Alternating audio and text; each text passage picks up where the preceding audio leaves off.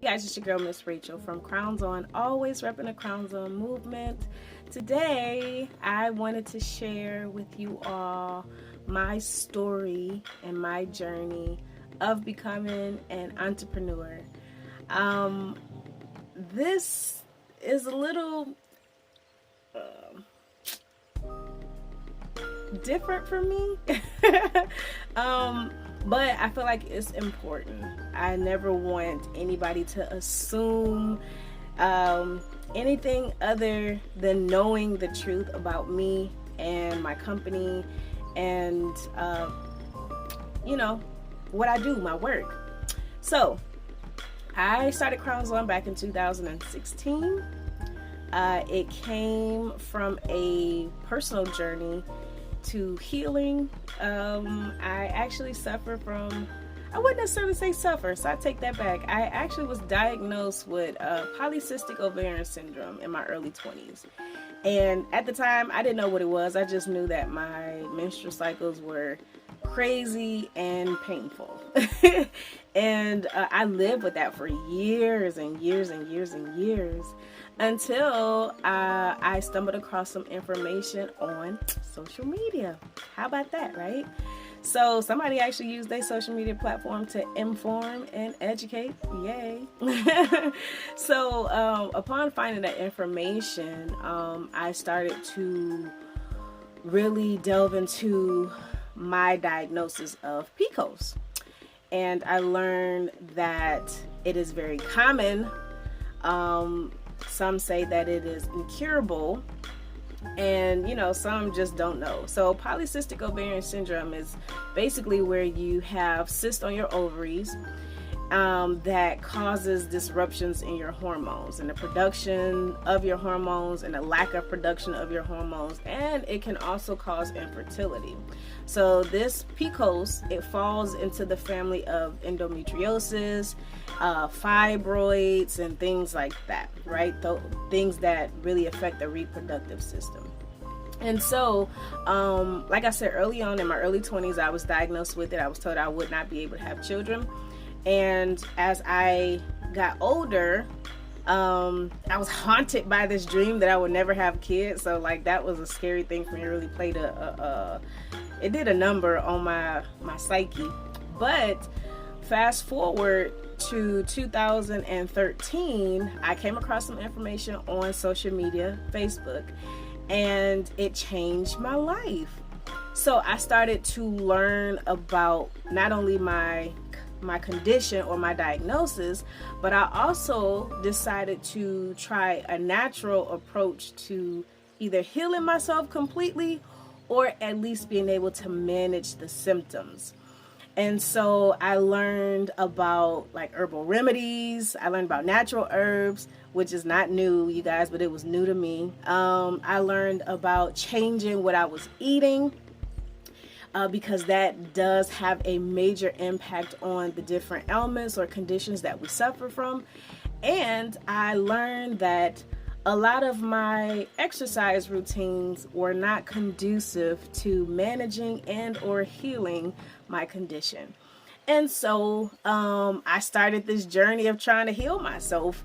I will say this. Me now, looking back at me 10, 15 years ago, I am so proud of where I am and how I feel. I have completely let go of this conditioned idea that I'm supposed to be a certain size or supposed to have a certain status or whatever. Like, I am literally living in my truth, in my now. You know what I mean? And so I actually I looked at a picture a while ago, and before I kind of started on my journey, I used to suffer from really bad acne. And I'm thinking it's just acne. Some adults suffer from it, not really understanding that it was an internal hormonal imbalance that was causing the acne, as well as what I was eating.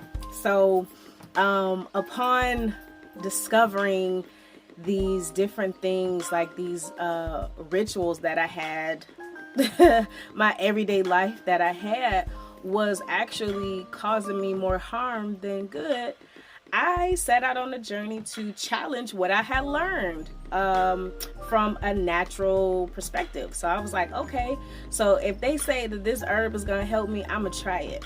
And so I tried them. I tried quite a few. And I got hooked on the natural herbs like dandelion, burdock root, shepherd's purse, white willow bark, things like that. I got hooked on not only the beauty of them, but the powerful effect of them. Like, they actually do work. And then I changed the way I was eating. So I actually went cold turkey. And it wasn't hard for me because at the time that I transitioned from a SAD diet, the standard American diet, I had my son, and I had the desire to breastfeed. And we made it through about 7.5 months of breastfeed, and that was him on the boob as well as me pumping. And at 7.5 months, I couldn't do it anymore. Like, my body just wouldn't produce enough milk. And so I became worried, like, okay, what is happening? Like, my body is supposed to be naturally be able to do this, and it wasn't. And I started trying more herbal remedies, and then something like kind of clicked, said, well, why don't you change what you're eating? And so I did. I went cold turkey. I stopped eating cheese. I stopped drinking animal milk. I cut out all meats. And I slowly transitioned from a lot of starches to actually eating whole fruits and vegetables and grains. And what I mean by that is they weren't processed, they weren't in a cup, they weren't in a can, they were literally right out the bin from the grocery store. And I started to feel the change before I seen the change. I started to have more energy. Unfortunately, the breastfeeding piece kind of went out the window because by the time my body started to function properly, you know, my baby had transitioned to a sippy cup. Like, that kind of moved. That actually went really, really fast. So he went from the boob to a pacifier to a bottle to a sippy cup. But it was in a very short amount of time after I stopped breastfeeding. But me changing the way I ate, I started to feel good. That baby weight that a lot of people put on and can't get off, that started to come off naturally. And then I had to tackle the exercise piece. And we all know when you have a baby, like, time is fleeting. It's very elusive. So you got to try to figure out like where you can squeeze stuff in at. And so sorry, this little hair is just doing what it want to do. So I would start exercise routines and quit them because it was just stressful, and it felt like after I finished working out, I just didn't want to do it no more. It wasn't even a physical thing because I wasn't like physically tired. I just was not interested in what I was doing. It was hard. And some of it hurt because, you know, I had a C-section. So trying to do ab workouts and stuff like that, it hurt. And so I was like, nah, I don't want to do that. But I can't just not do anything. So walking was a good option when it wasn't cold outside. Walking was a good choice, as well as yoga. Now, it took me a few years to actually find a yoga that I like, and you know, eventually I get certified in it, so I'm a certified yoga instructor now.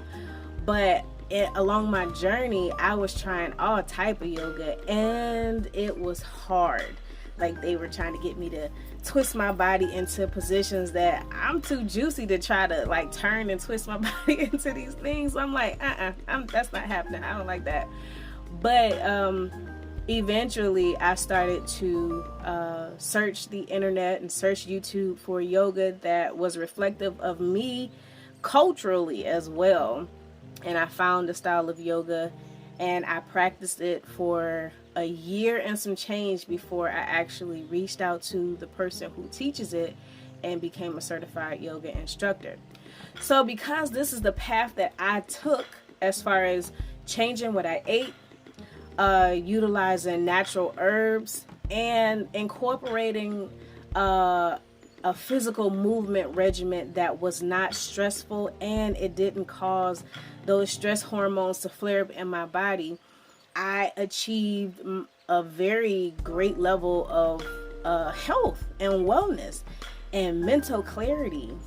And I was like, I have to share this. Like, I have to teach other people who look like me, because let's just be honest, African American communities suffer from a lot of chronic diseases that are preventable, but because the knowledge is not there, it goes untreated, or it goes ignored and halfway treated, to the point where people die too early from it. And it's crazy to me. So I wanted to create something, a program, a company, or whatever, a service that would help people who look like me.